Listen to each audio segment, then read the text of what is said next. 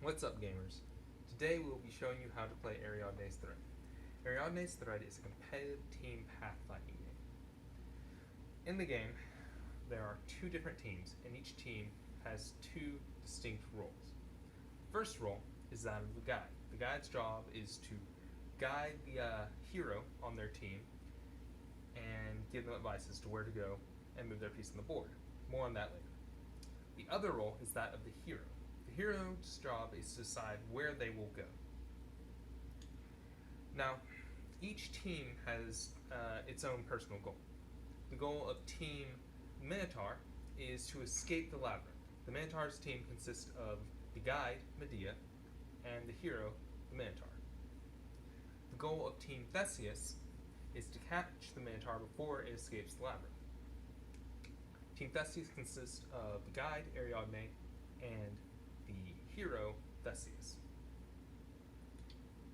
It is important before starting the game that players pick their team and roles before opening the box. This is because the guides are the ones who actually do the setup, while the heroes will need to be sitting on the opposite side of the board and will be unable to see the board itself. So, let's get into setup. First, you'll want to take this popsicle stick, place it like so against the back of that popsicle stick and like that. This will keep the board open as well as providing a barrier to keep the heroes from being able to see the board.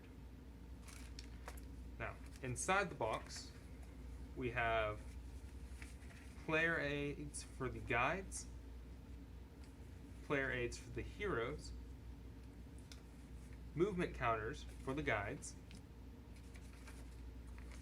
and a list of stock phrases for the guides. Their use will become evident as more rules are explained.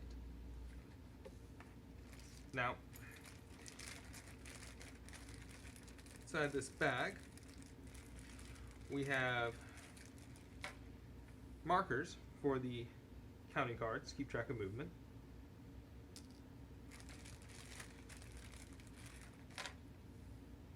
This right here is Theseus, and this is the Minotaur.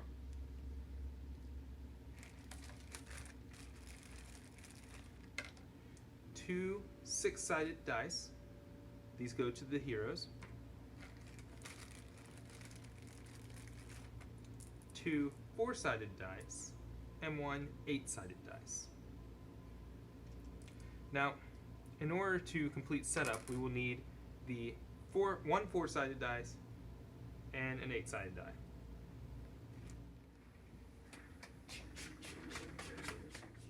Alright, so to start with, we'll be rolling a four-sided die for the centerpiece. Okay, that's a 4. So we will be using the fourth section of the centerpiece as a reference point to set up the rest of the board. We will now take the 8-sided die and roll it. That is a 1.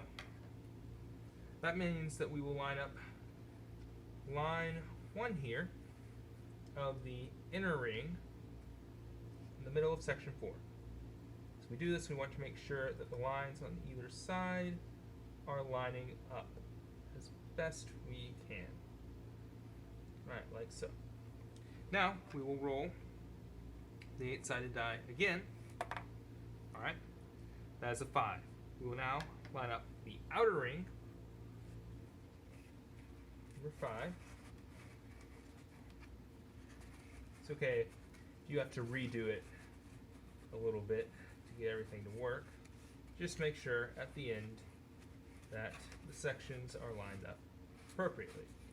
So, here is 5, lined up with 1. Once again, check our lines, make sure that to the best of our ability, they are all lining up correctly. Alright, once you have finished doing that, take the 8-sided die and put it to the side. We will not be using this for the rest of the game. Now, take Theseus and place him right here. This is the entrance to the labyrinth and his starting location. The Minotaur starts at the center of the maze.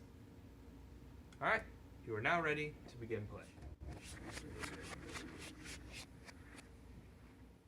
The game is played in turns, with Theseus and Ariadne going first. At the beginning of each turn, the guide will tell the hero which paths immediately surround them. For Theseus, that would only be forwards at this point. And be sure to keep track of which way the token is facing, because this determines which paths are open to them. Next, the hero will ask the guide to describe one of the paths surrounding them. For Theseus, this would only be forwards. Here's where it gets tricky. The guide must describe only the path asked of them and must not describe any other paths. They must also not give away any information that the heroes themselves would not realistically know, such as the exact location of the other hero or if a path is right or wrong. If guides are having trouble determining what to say when asked to describe a path, they may use the stock phrase sheets offered in the materials. At this point, the hero will decide which path they wish to take, and they will roll a 6-sided die to determine how many tiles the guide can move their token. Theseus only rolled a 1, so the guide would use the counting card to keep track of that. You see here that Theseus has come to an intersection, and when this occurs, the guide will pause the hero's token and once more tell the hero what paths surround them, at which point the hero will once again ask a description of one of the paths. Theseus has only rolled a 1 though, so since he can't go any of these directions any further, he wouldn't ask about the path on his turn. Make sure not to intentionally linger in any one area. And once Theseus' movement has finished, his turn is ended and play passes to Medea and the Minotaur.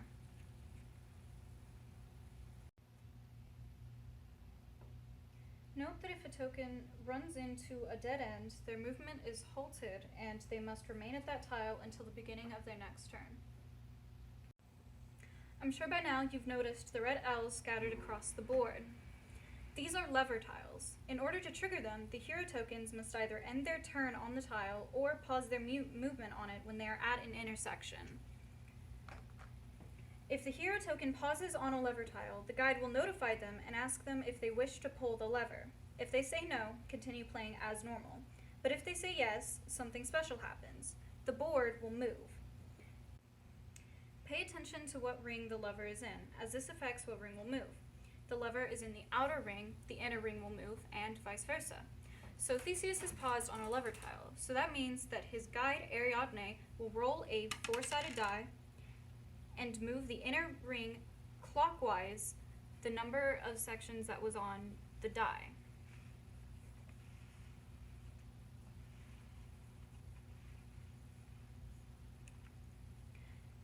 Then continue playing as normal. Finally, the most important aspect of any game is winning. Each team has a different win condition.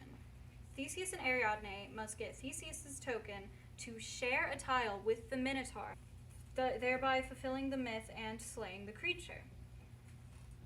But Minotaur and Medea win if the Minotaur's token manages to get to the red tile that Theseus started on, thereby escaping the labyrinth and subverting his fate.